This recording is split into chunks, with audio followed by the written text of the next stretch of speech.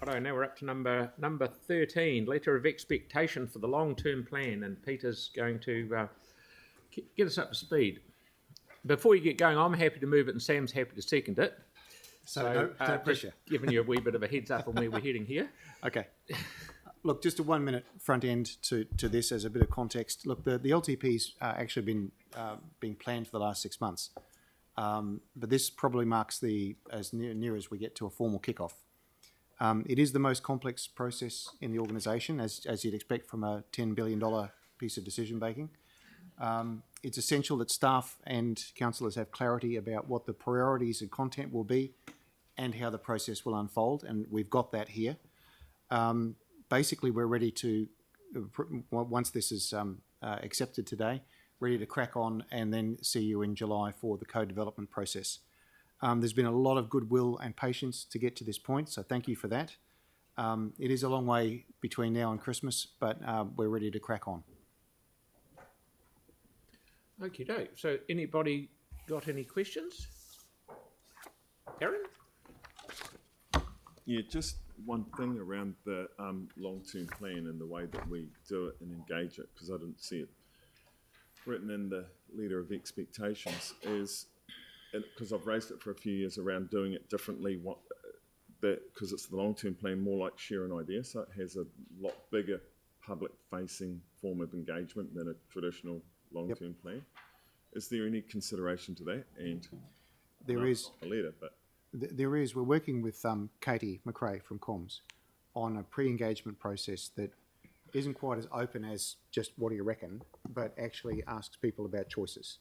And we will come back to you with how that will run. She's just working through that. But it's the design of it is to come back to you and say, people have given us this kind of steer, this kind of steer, this kind of steer about these choices, rather than just a clean slate, because that unstructured may not be that helpful. But with the, we know that format and that version worked really, really well.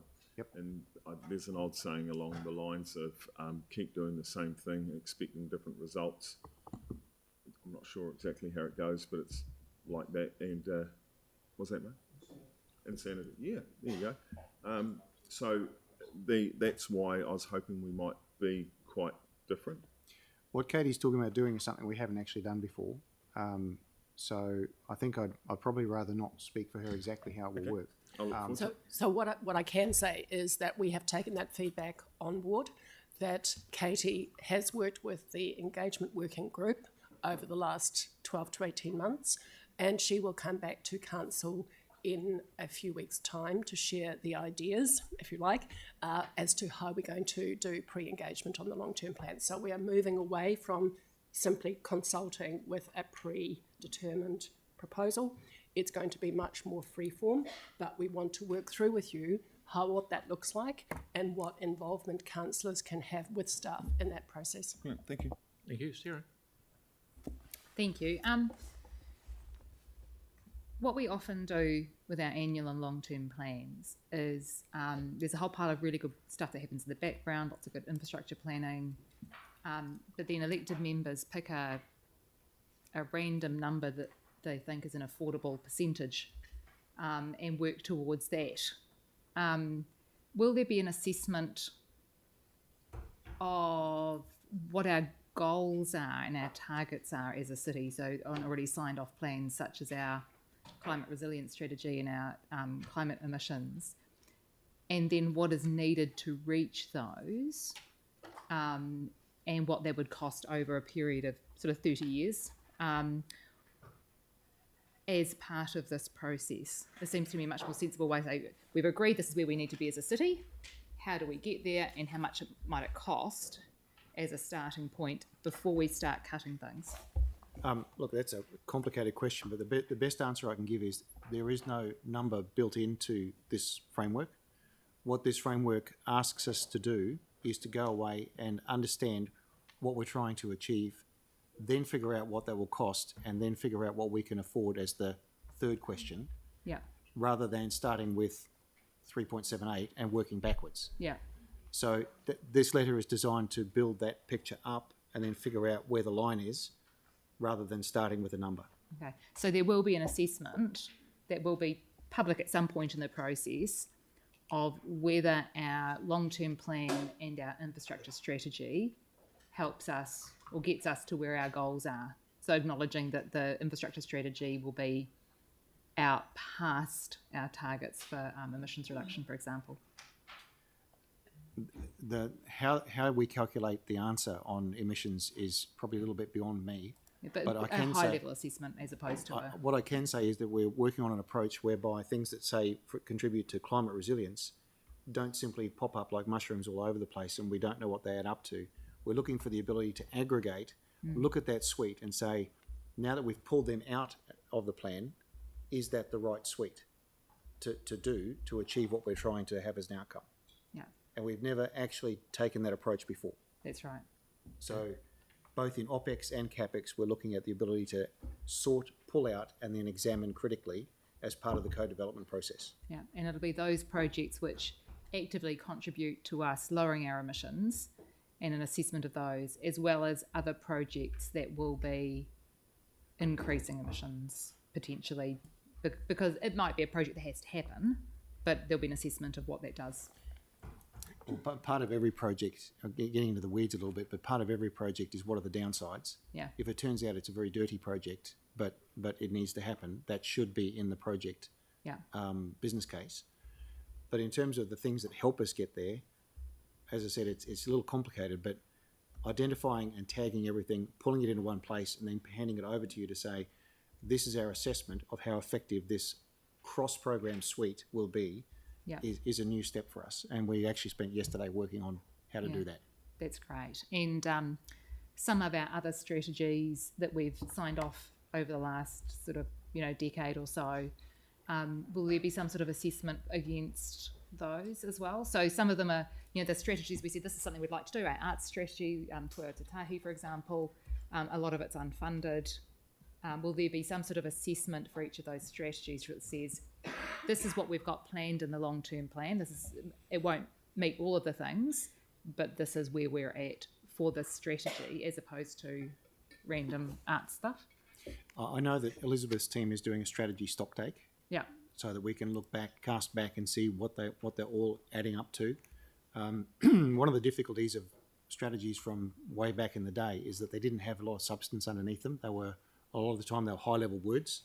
Yeah. And so the exact, what are we going to do, what's it going to cost, sometimes isn't there. The more recent ones have been a lot stronger. That's right. The recent ones have been. Yep. Yeah. And the Urban Forest Plan, for example, has a section in the back which says these are the actions, unfunded, unfunded. Great answer. So just one additional component, and that is in the activity plans, we're encouraging staff to look at relevant strategies for the activity plan, so that when those activity plans are presented to council, there will be an opportunity to assess how far through are we in implementation of the strategy and is it still relevant as part of that process. So Thank you. the rationale for a level of service should say, this level of service is in support of strategy Yep. X. Thank you. Tyler? Buddy? This is you. Kia ora. Just a couple of questions.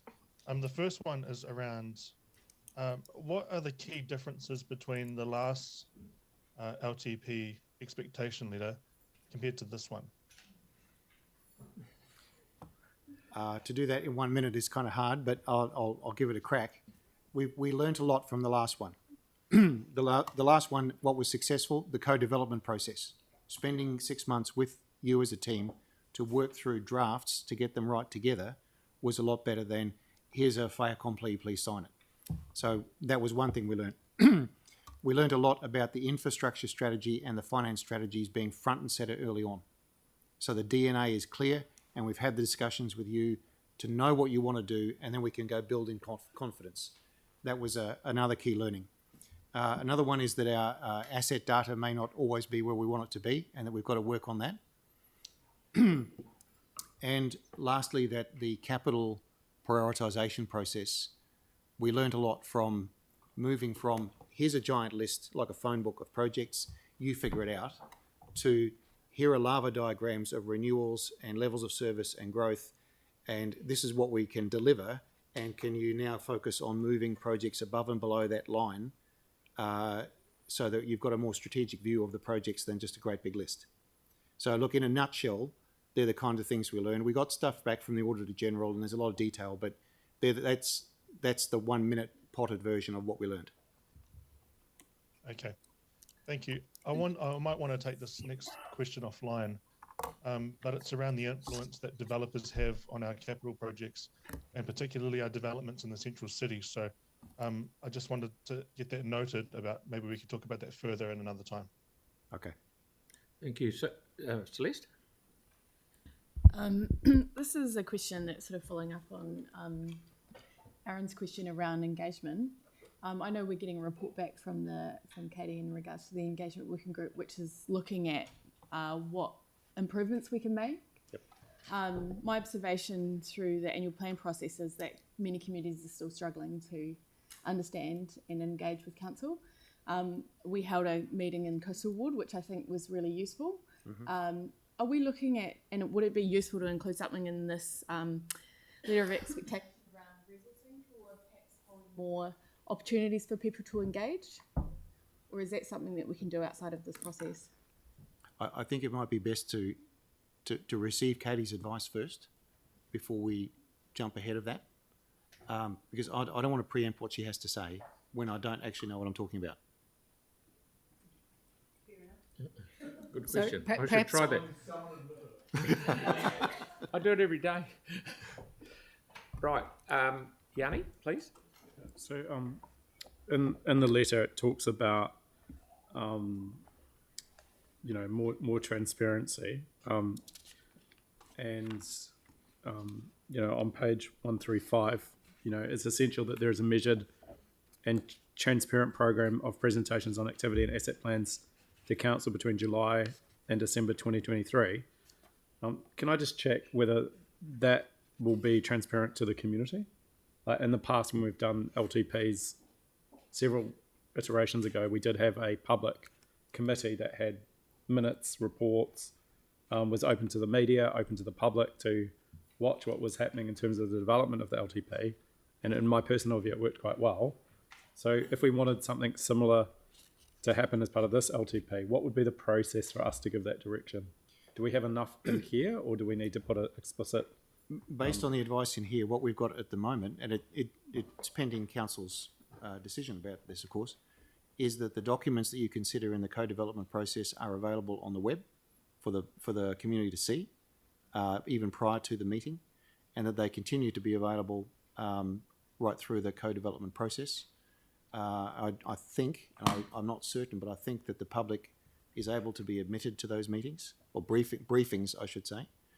The only thing that is a point of clarification is it going to cost us a bunch of money, because there's a lot of meetings involved here, a lot of briefings involved, I should say, to live stream it as well, because I don't think resourcing is available to do that. But that's still a discussion that's ongoing. Right. So the intent and the goodwill is there, and certainly around making the documents available and attendance available.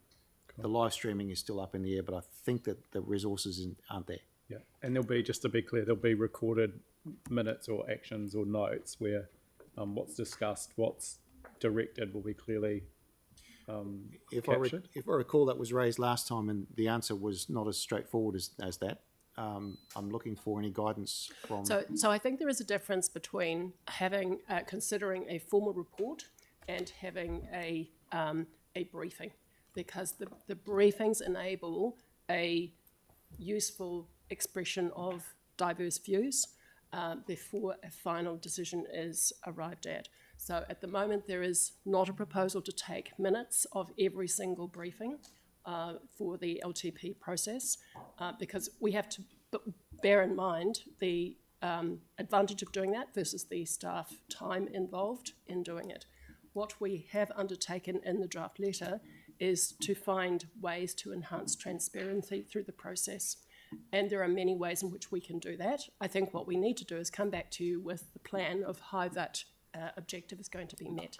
So where projects are not put in based on direction by, one fewer hand going up around the table than the ones that stayed down, there's no record of that. So how does the community know what the view is around some of the directions if we're not recording. Because when the report and the draft plan come to council, there is an opportunity for alternative views to be put forward.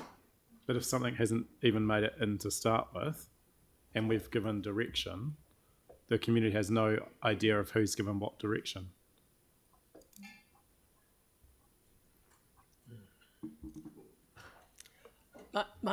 When we look at the way in which we are enhancing transparency, what we can do, Councillor Johansson, is give some further thought as to how that is. So where we give captured. direction, But I would like it to be recorded. So yeah, there's a okay, record be of it. recorded.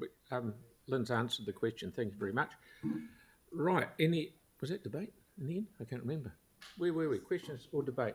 Questions? Still questions, Pauline? A question, it's just a slight word addition on page 3 where we've got while protecting our biodiversity. Can we please have Indigenous put in there? Thank you. Just a simple one. Okay. So now we'll go into debate. Who would like to go first?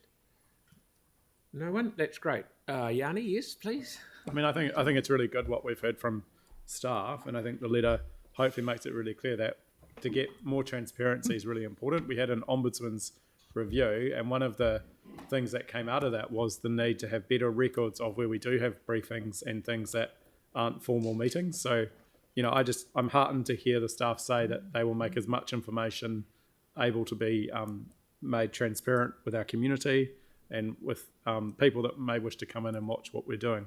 Like I said, we have in the past taken a very formal approach to developing an LTP, and you know, and I think James was here when we did that. It seemed to work really well. We didn't get all the sort of concerns that people might thought that things would get taken out of context. People would see quite clearly how we were developing at each different stage, and the good thing was we had good records of the decisions that were made. So I welcome the staff response around the improved transparency, and I welcome the work on how we can get better engagement. I do share the concerns that even with this current draft annual plan, it's very hard for people in local communities to know what the impact of the changes are going to be. And to highlight one is the craft projects, for example, where people in my ward have no idea about what's being done when and what the changes are. It's just completely not clear from the documents that we've made available. So, and this isn't, you know, we've heard this from previous submitters coming into our annual plan or LTP processes. So again, I'm heartened by the work that we'll do around trying to be more open and transparent and to be better engaging with people. Thank you. Sarah. Thank you. For way too long as councils across the country, we have been under enormous pressure to try and keep our rates as low as possible. And that's mainly due to the fact that we have a really, really stupid funding system where the government basically incentivises us to sweat our assets. And that has led to a huge deficit in infrastructure across the country, which is why we're seeing so many issues with our infrastructure now. I'm really heartened by the fact that for the first time now, our council is committing to looking at what is needed going forward as our top priority, then looking at how we get there, and then looking at the cost and trying to do it in the most efficient way.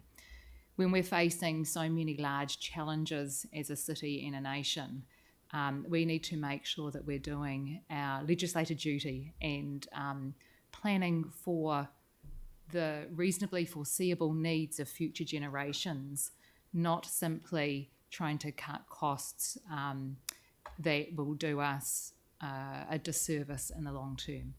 It's really important that we involve our communities really strongly in that, and that as council and as councillors, we're really clear in our messaging about why it's important to invest in the future of our city, even though people are really struggling now.